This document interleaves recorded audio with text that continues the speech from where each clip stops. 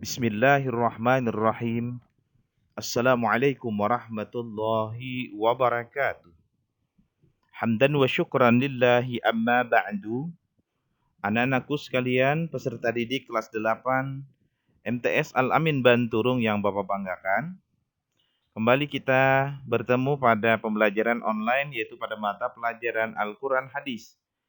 Pada pertemuan sebelumnya, kita sudah membahas mengenai topik hadis tolong-menolong, ya. Dan sekarang masih pada kade yang sama, kita akan kembali melanjutkan, yaitu pada hadis yang berbeda mengenai hadis mencintai anak yatim. Nah, anak-anakku sekalian, untuk mengambil berkah pada pembelajaran kita, mari kita buka pembelajaran ini dengan bersama membaca basmalah. Bismillahirrahmanirrahim. Nah, adapun tujuan pembelajaran yang akan kita capai pada pembelajaran hari ini, yang pertama adalah peserta didik dapat menerjemahkan hadis riwayat Al-Bukhari dari Sahal bin Sa'ad dan riwayat Ibnu Majah dari Abu Hurairah tentang mencintai anak yatim. Itu hadis yang pertama, ya. Tujuan yang pertama. Tujuan pertama yaitu menerjemahkan hadis riwayat Bukhari dan riwayat Ibnu Majah. Kemudian yang kedua adalah peserta didik dapat menjelaskan isi kandungan hadis riwayat Al-Bukhari dari Sahal bin Sa'ad dan riwayat Ibnu Majah dari Abu Hurairah tentang mencintai anak yatim. Nah, ini adalah tujuan pembelajaran yang akan kita capai pada hari ini. Nah, sekarang silahkan kalian simak baik-baik pada hadis yang pertama, yaitu hadis riwayat Bukhari dari Sahal bin Sa'ad tentang mencintai anak yatim. Bapak akan bacakan hadis ini. Bismillahirrahmanirrahim.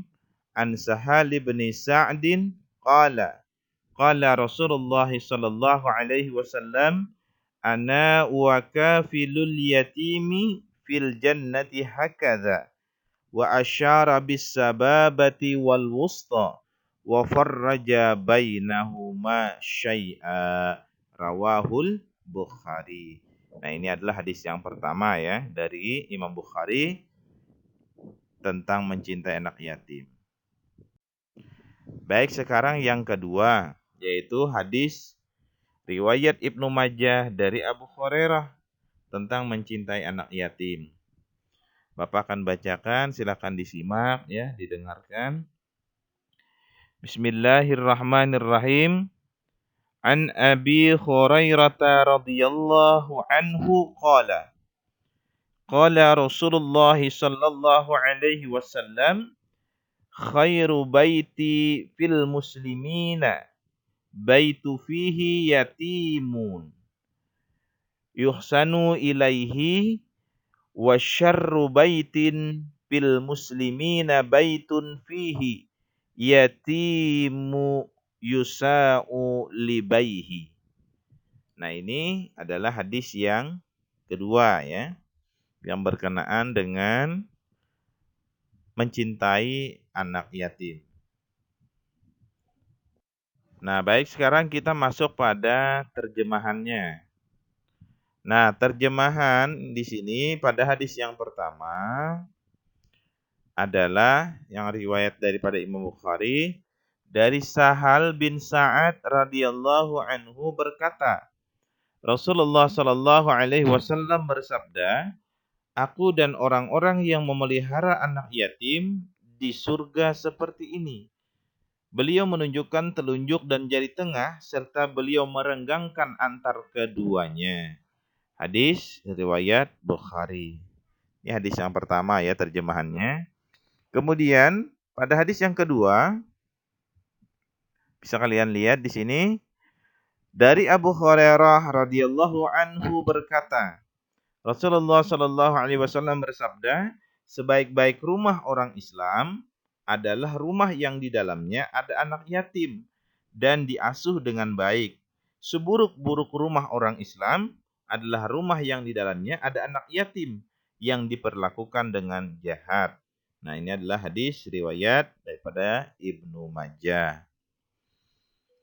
Nah, anak-anakku sekalian, kalian sudah bisa memahami ya hadis tentang mencintai anak yatim dari lafaz hadis tersebut sampai pada terjemahan ini ya. Nah, sekarang kita coba akan memasuki pada isi kandungan kedua hadis ini. Nah, isi kandungan pada hadis ini yang pertama ya. Untuk hadis yang pertama dulu, hadis pertama di atas memberikan motivasi kepada kita agar mau memperhatikan anak yatim. Orang yang senang menyantuni anak yatim, maka akan mendapatkan kedudukan tinggi di hadapan Allah. Yaitu digambarkan seperti jari telunjuk dengan jari tengah. Yaitu akan mendapat tempat yang sangat istimewa berada di surga bersama Rasulullah Sallallahu Alaihi Wasallam.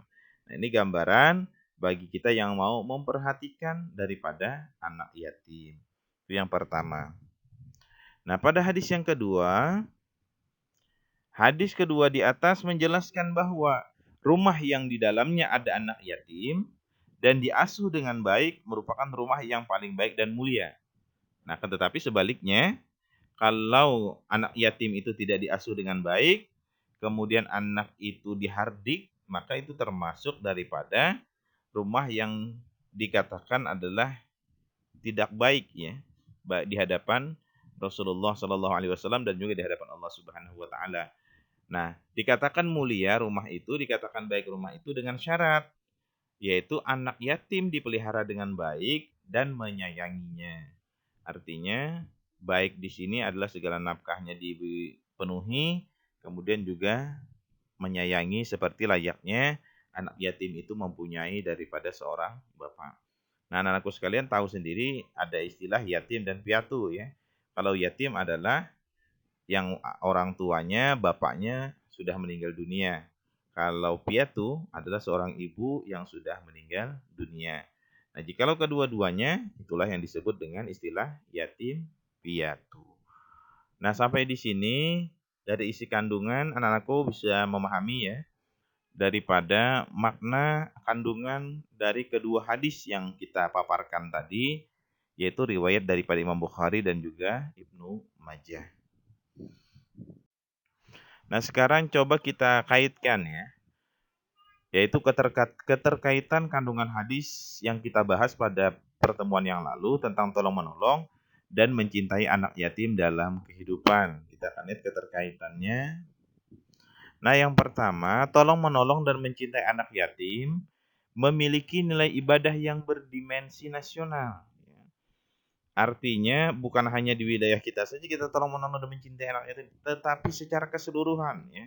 Secara keseluruhan. Makanya setiap masuk daripada tahun baru Hijriah yaitu bulan Muharram, pada setiap 10 Muharram di situ disebut dengan hari rayanya anak yatim. Makanya kita setiap 10 Muharram selalu menyantuni mereka. Akan tetapi menyantuni anak yatim bukan hanya setahun sekali, tetapi setiap kita punya kesempatan, setiap kita punya kemampuan, ayo kita santuni mereka. Ayo kita saling berbagi kepada mereka. Nah, ini yang pertama ya keterkaitannya. Karena dengan tolong-menolong atau ta'awun tadi. Sekarang yang kedua, tolong-menolong dan mencintai anak yatim merupakan bentuk kepedulian terhadap sesama yang harus diterapkan dalam kehidupan. Nah, jadi tolong-menolong dan mencintai anak yatim ini merupakan kepedulian kita. Kalau tidak kita yang memperhatikan, kalau kita tidak yang peduli, siapa lagi yang peduli terhadap mereka? Makanya, agar mereka pun merasa diringankan beban dalam hidupnya, maka kita pun wajib membantunya. Kita wajib peduli kepada mereka. Nah, ini yang harus kita terapkan dalam kehidupan. Ini keterkaitannya. Nah, kemudian yang ketiga, sikap suka menolong dan memperdulikan nasib anak yatim ini merupakan dakwah bilhal. Ya. Sehingga akan menarik simpati dari orang-orang muslim yang masih lemah imannya. Jadi dakwah bilhal ini seperti layaknya kita memberikan tauladan.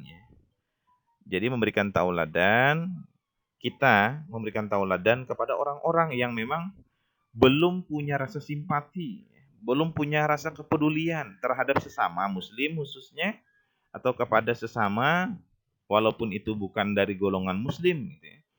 Maka ketika kita menggugah hati mereka, disitulah mereka akan semakin menambah keimanan. Kalau mereka belum tergugah berarti masih lemah imannya kepada Allah. Maka dakwah bil hal ini merupakan bagian teladan yang bagus kalau kita mau menerapkan dalam kehidupan.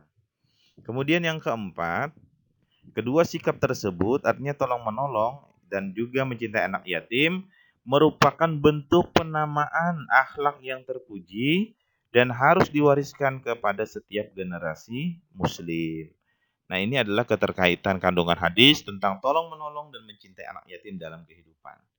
Mudah-mudahan dari apa yang sudah Bapak jelaskan, Bapak paparkan di sini tadi, kalian sudah bisa memahaminya dan jika ada pertanyaan atau ada hal-hal yang kurang paham, silahkan kalian tanyakan melalui aplikasi pembelajaran e-learning kita, yaitu pada timeline kita, mana hal-hal yang belum dipahami setelah kalian menyimak daripada video pembelajaran yang sudah Bapak sajikan pada aplikasi pembelajaran kita.